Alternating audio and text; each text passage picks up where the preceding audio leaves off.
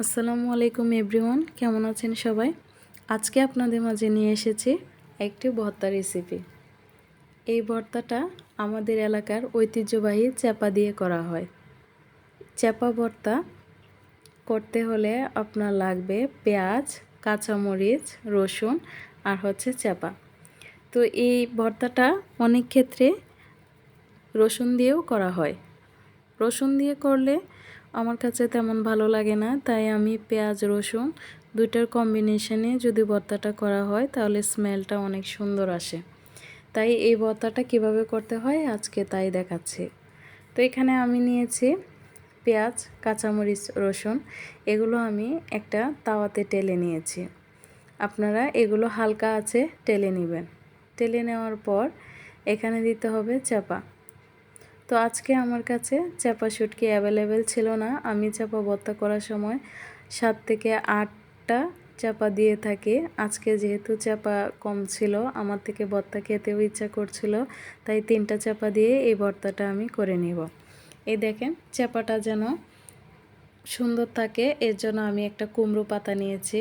কচি একটা কুমড়ো পাতার মধ্যে আমি চাপাগুলো ধুয়ে এটার ভিতরে দিয়ে তারপরে এটা একটু ভেজে নেব। আমি এমনি শুধু তাওয়াতে ভেজে নিচ্ছি, এটা তেল ছাড়া শুধু তাওয়াতে এভাবে ভেজে নেব। ভেজে নেওয়ার পর আজকে ভর্তাতে একটা স্পেশাল জিনিস থাকবে, সেটা হচ্ছে কাঁঠালের বিচি। এই ভর্তাটার টেস্টটা 10 গুণ বাড়িয়ে ফেলে শুধু এই কাঁঠালের বিচি যদি সাথে থাকে। তো আমার থেকে খুব ভালো লাগে কাঁঠালের বিচি দিয়ে এই ভর্তাটা খেতে। এখন আমি এই মরিচগুলো একটা বাটিতে নিয়ে শিল দিয়ে থেতু করে নিচ্ছি।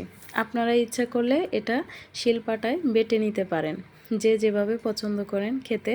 তো আমি একটু গোটা গোটা থাকলে ভালো লাগে, এটা তেমন একটা মিশ হবে না, এটা হালকা একটু গোটা গোটা থাকবে। এরপর আমি পেঁয়াজ রসুন দিয়ে এগুলো ভালো করে মেখে নিচ্ছি।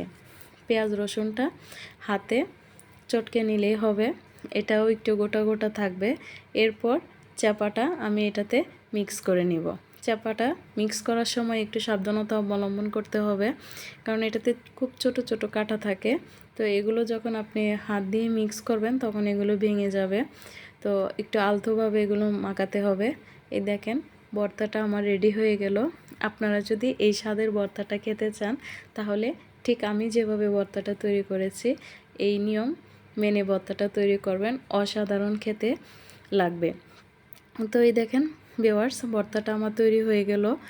আপনাদের সকলকে ভর্তার দাওয়াত রইল। আল্লাহ হাফিজ।